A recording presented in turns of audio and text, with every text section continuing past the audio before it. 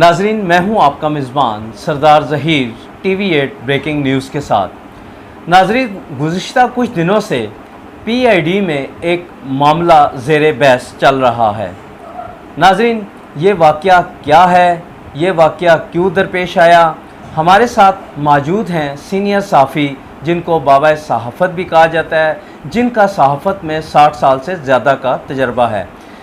इस मौके पर राना मंजूर साहब वहाँ मौजूद थे।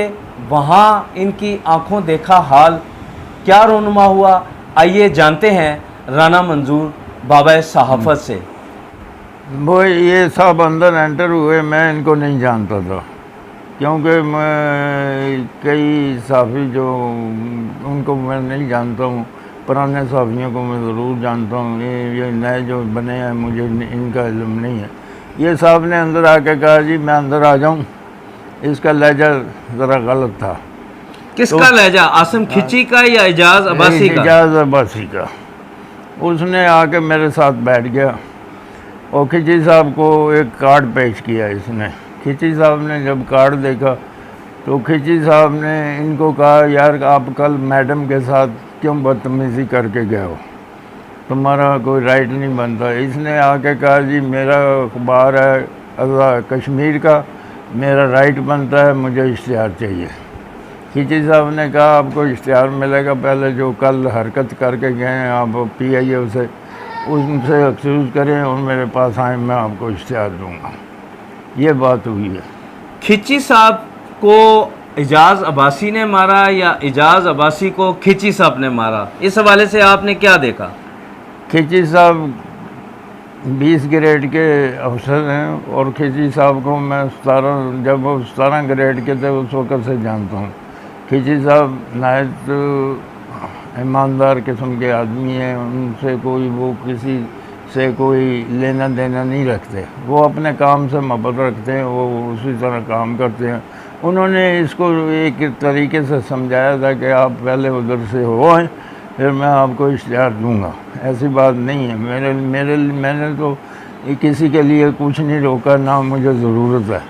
आपने मेरी भी शिकायत वहाँ लगाई। खिची साहब ने यह भी कहा कि आपने मैडम को कहा ये अपने दोस्तों को देते हैं, लिहाजा मेरे साथ चले, वहाँ बात होगी। ये खिची साहब ने एजाज अब्बासी साहब से ये कहा कि आप मेरे साथ मैडम के रूबरू पेश हों, जो आपने स्टेटमेंट उनके सामने दी कि जी आप अपने दोस्तों को इश्तिहार देते हैं, तो ये खिची साहब ने एजाज अब्बासी साहब से कहा, जिस पे वो क्या उनको गुस्सा आया या उन्होंने कहा कि आए मेरे साथ आप चलें? नहीं, उन्होंने कोई गुस्से से नहीं, उन्होंने कहा आप एक्सक्यूज करें, एक तो मोहतरमा थी, आपको ऐसी बात नहीं करनी चाहिए थी, आपने अपना पेपर गुस्से से उनकी टेबल पे फेंका और वो साथ मेरी शिकायत की है। क्या कहते हैं, जिन अखबारात को इश्तिहार ना मिले उनके एडिटर फिर किससे जाके कहें?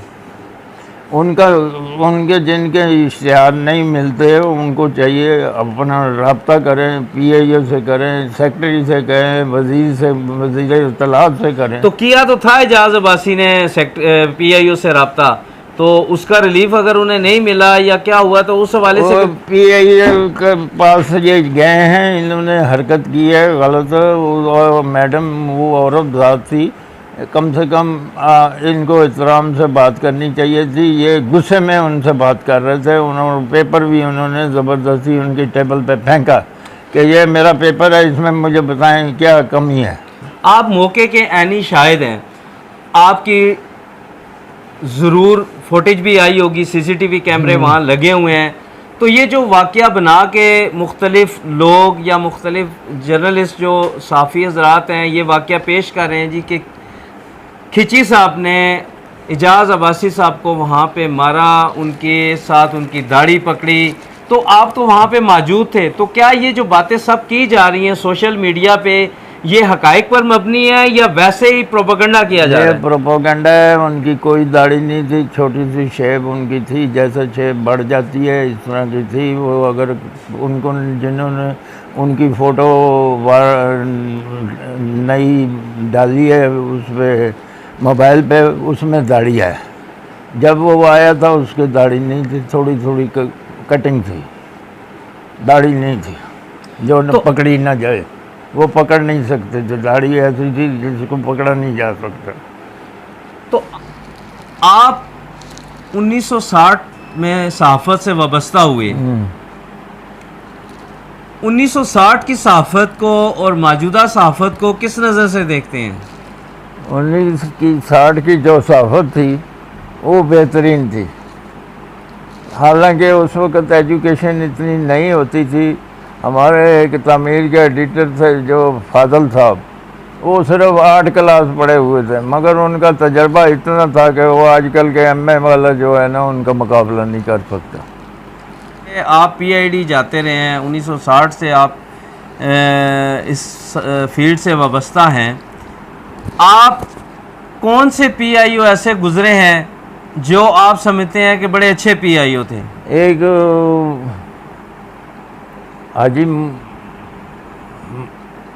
हाजी अहमद मरूम, वो अच्छे इंसान हैं। गोंदल साहब अच्छे इंसान निकले हैं।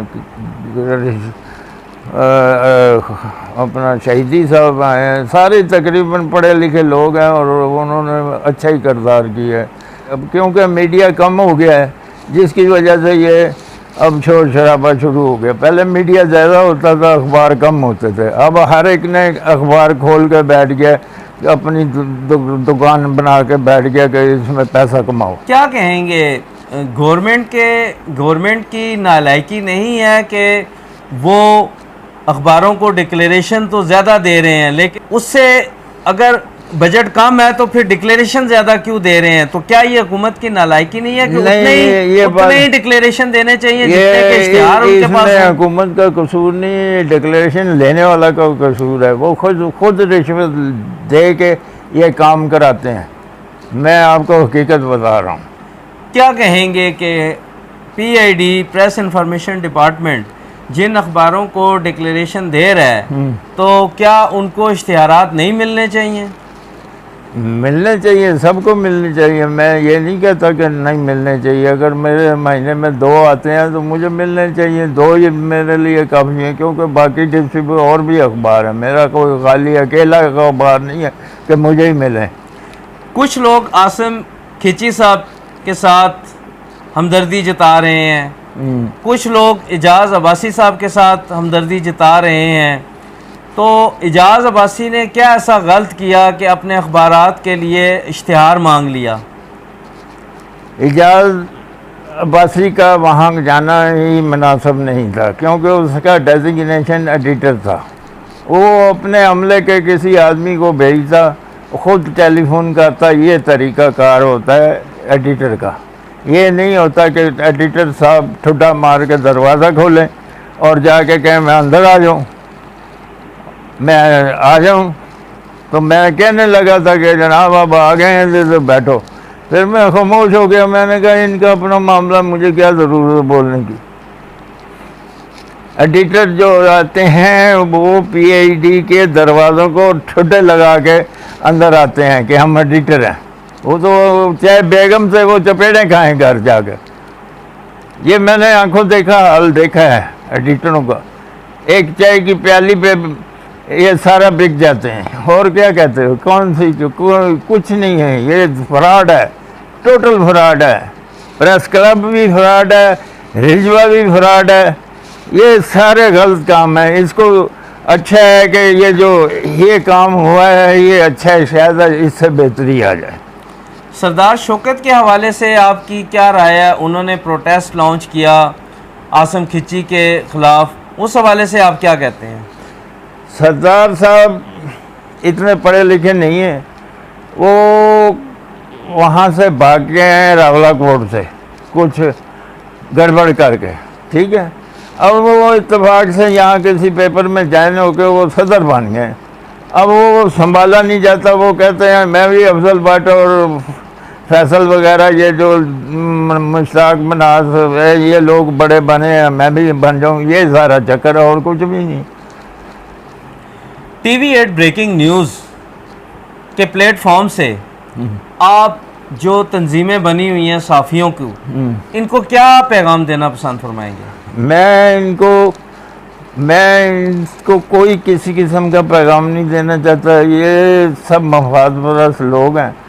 मेरा जनाब 2003 में मैंने एक खबर लॉन्च की थी जिसमें लिखा था हामिद मीर, अफजल भट्ट, मुश्ताक मनाज, साफ़ी कम पैदा की ज़्यादा।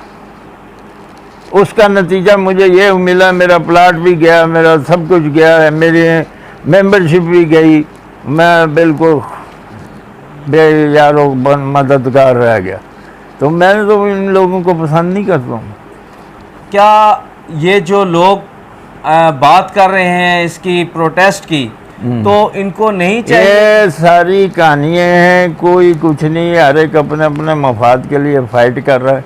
कुछ भी नहीं है, कुछ भी नहीं। इनके अमली काम कुछ और हैं, देखने के कुछ और हैं, पीछे के कुछ और हैं। इश्तिहारात में इतनी ताकत क्यों है कि लोग अपने असल मकसद से हट के तो दूसरी तरफ आ जाते हैं? आप क्या कहोगे? इसको ब्लैक मेलिंग ही कहेंगे। मैं तो ब्लैक मेलिंग ही कहता हूँ, इसलिए कि वो ये सारे टोटल ब्लैक मेलिंग ही है और कुछ भी नहीं है। वो एक आर्ट लेते हैं, सिर्फ डिक्लेरेशन लेके उस पर पैसा लगा के वो डिक्लेरेशन ले लेते हैं, फिर लोगों को लूटना शुरू कर देते हैं।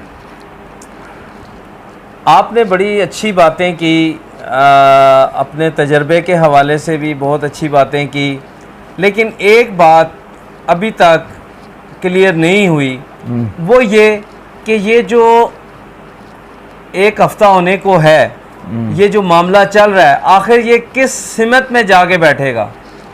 देखें जी, ये तो वज़ारत इत्तलात का काम है कि वो उसके बारे में ख़ुद सोचे कि उसने क्या करना है। अगर वज़ारत इत्तलात इन लोगों के प्रेशर में आके इन लोगों को चेंज करती है, PIO या खिची को, तो वो अपने लिए और मुसीबत खड़ी कर लेगी। उसको चाहिए कि इस सिस्टम को ऐसे ही चलने दे, और उसके ऊपर जो उन्होंने नया काम किया है कि बाहर गेट के बाहर ही आप मिलें और जाएं और आएँ, क्योंकि उन्होंने मीडिया देते हैं, हर एक को देते हैं, तरीके से देते हैं। ऐसी बात नहीं है कि नहीं मिलता। हुकूमत की तो रिट होती है, वो अपने ऊपर क्या नई मुसीबत खड़ी कर देंगे अगर किसी को तब्दील कर दिया, तो इससे क्या फ़र्क पड़ेगा? इससे यह फ़र्क पड़ेगा, वो प्रेशर में जो भी नया अफसर आएगा वो प्रेशर में आएगा और उसको इनकी बात माननी पड़ेगी, रिजवा की या एडिटर साहिबान की माननी पड़ेगी, तो इनसे कंट्रोल नहीं होगा। आप सीनियर सहाफ़ी हैं, इस मामले को कैसे ख़त्म किया जा सकता है? इस मामले को ये वक़्त के साथ खुद ब खुद ख़त्म हो जाएगा।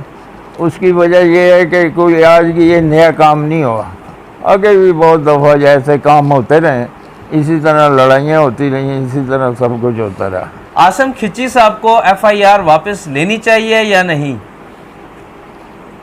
उनको अगर वो एक्सक्यूज़ मैडम को करता है, क्योंकि औरत ज़ात का इस्लाम में भी लिखा हुआ है कि इस्लाम भी यही कहता है कि उसका एहतराम करो, तुम्हारी बराबरी पे औरत, बराबरी उसके हकूक़ है। अगर वो उसने उसके साथ बदतमीज़ी की है, उसको उससे एक्सक्यूज़ करना चाहिए, सारा काम सीधा हो जाता है। देखें मैडम, अगर PIO है या आसिम खिची साहब जो हैं वो डिप्टी DG इश्तिहारात हैं, तो एक एडिटर जाके उनसे एक्सक्यूज़ क्यों करे? वो गवर्नमेंट सर्वेंट है। देखें बात सुने, उस ये बात मैडम तक नहीं है।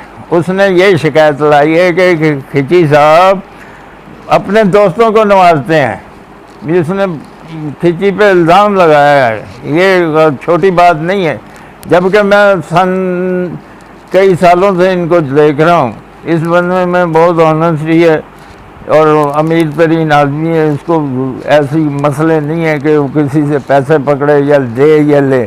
हाँ, कोई उससे गरीब आदमी रिक्वेस्ट करता है, उसकी बात ज़रूर सुनता है। मेरा एक आखिरी सवाल, आपने इसमें बताया कि आसिम खिची साहब ने इजाज़ अब्बासी से कहा कि आप जाके PIO से एक्सक्यूज़ करें, तो मैं आपको इश्तिहार दूंगा। क्या ये ब्लैकमेलिंग नहीं है? नहीं, ये ब्लैकमेलिंग नहीं है। उसने जब उस पर इल्ज़ाम लगाया कि खिची साहब अपने दोस्तों को इश्तिहार देते हैं, उसको कहने की ज़रूरत नहीं थी। यही वो बुनियाद बनी है इस झगड़े की। नाज़रीन, हमारे साथ सीनियर सहाफ़ी बाबा सहाफ़त राना मंजूर साहब मौजूद थे। ये ऐनी शाहिद हैं, जब ये मामला ये झगड़ा हुआ तो ये वहाँ पर मौजूद थे। हमने आज इनसे बात की, अच्छा लगा। हम इनके मशकूर हैं कि इन्होंने TV8 ब्रेकिंग न्यूज़ को टाइम दिया और असल हक़ाइक़ से आगाह किया। असल हक़ाइक़ क्या थे, हमारे इंटरव्यू में आप तमाम बातें जान चुके हैं। मुझे अब इजाज़त दीजिए। Sardar Zaheer, TV8 breaking news, Islamabad.